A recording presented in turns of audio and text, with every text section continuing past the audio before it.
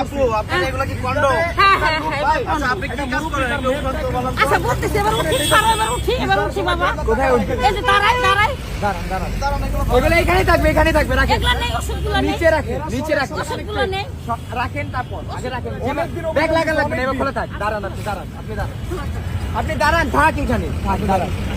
এগুলো কোত্থেকে নিছেন? কোনগুলা? এই যে কন্ডম গুলো। কন্ডম অপুষ্টিত। হ্যাঁ? অপুষ্টিত। এইখানে কি করেন আপনারা? এখানে আমি কাজ করি।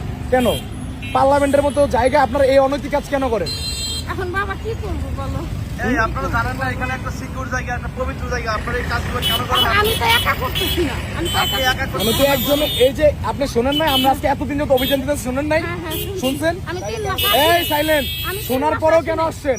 না না আমি 3 শোনার মাস পরেও আসি কেন নাই, আসছেন? 3 মাস আসি নাই বাবা, বিশ্বাস এই করো। শাহরুখে কল দাও। এই যে আমার চোখের সমস্যা, আজকে এই যে আমার কই রোগ। পাইলেন? আমি 3 মাস আসি নাই। এরা পুরো একটা টিম 2 ঘন্টা যাবত ফলো করতেছে এ করে ওই সংগঠনের সামনে। 3 মাস আসি নাই বাবা, 2 বিশ্বাস ঘন্টা যাবত করো। ফলো করার পর আমরা টুপ ফালা এর ধরছি। না না না আমি এ করে 3 মাস অনেক আসি নাই। সিগন্যাল দিছে। এই সিনজি কি চলে গেছে? আমি 3 মাস আসি নাই, বিশ্বাস শাহরুখে করো। কল দাও। টাকা নিছেন কার কাছ থেকে?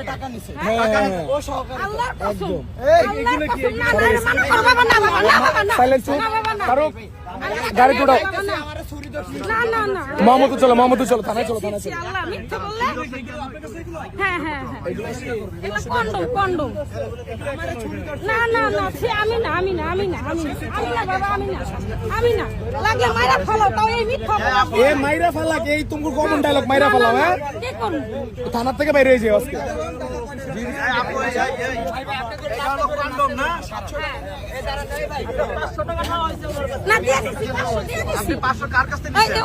বাংলাদেশের সংসদ ভবন এমন একটা জায়গা হয়ে গেছে যেটা মনে করেন পতিতাবৃত্তির একটা জায়গা হয়ে গেছে। হ্যাঁ, সামনে জিয়া উদ্যান আছে, এখানে তো সারাদিন লোটর পোটর হয়, এটা আমরা জানি, আমাদের চোখের সামনে এই সমস্ত বিষয় ঘটছে। কিন্তু সন্ধ্যার পরে যে বিষয়টা হয়, এটা এই যে ভিডিওটা দেখলেন, এই ভিডিও দেখার পরে আমি মনে করি যে আপনারা বুঝে গেছেন অলরেডি।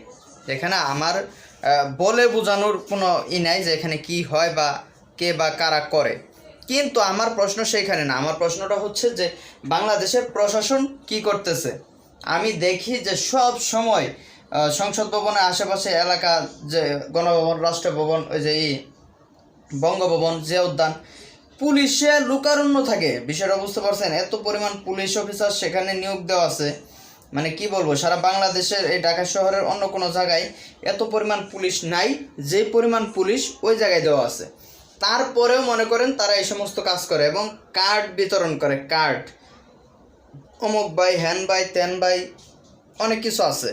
তাহলে আমার কথা হলো যে এই যে এত মানে সব কিছু থাকার পরেও কেন মনে করেন এগুলো হয় রাস্তাঘাটে, বা কেন তারা প্রশাসনের মাথার উপর দিয়ে যায় করতেছে এবং প্রশাসন তাদের কিছু বলতেছে না?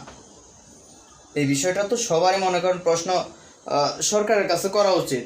আমার এই ভিডিওটা যদি সরকারের কোনো উচ্চ পদস্থ কর্মকর্তা, আমি ইদানিং দেখে যে তারেক রহমান বিভিন্ন ভিডিও দেখে, আমার এই ভিডিওটা যদি অবশ্যই তার কাছে যায়, অবশ্যই সে যদি দেখে, তাহলে এই বিষয়ে কোনো একটা পদক্ষেপ যেন সে নেয়, এটা আমার তার কাছে একটা দাবি থাকবে।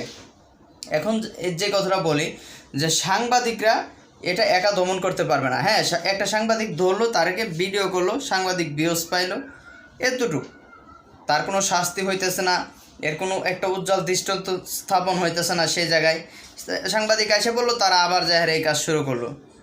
ব্যাপারটা বুঝতে পারছেন? এই সমস্ত বিষয়গুলো থেকে আমাদেরকে বেরিয়ে আসতে হবে এবং এই সমস্ত বিষয়গুলো থেকে আমাদেরকে মনে করেন একটু কঠোর হতে হবে। সকলে এই বিষয়টা দৃষ্টি রাখবেন। ধন্যবাদ সকলকে।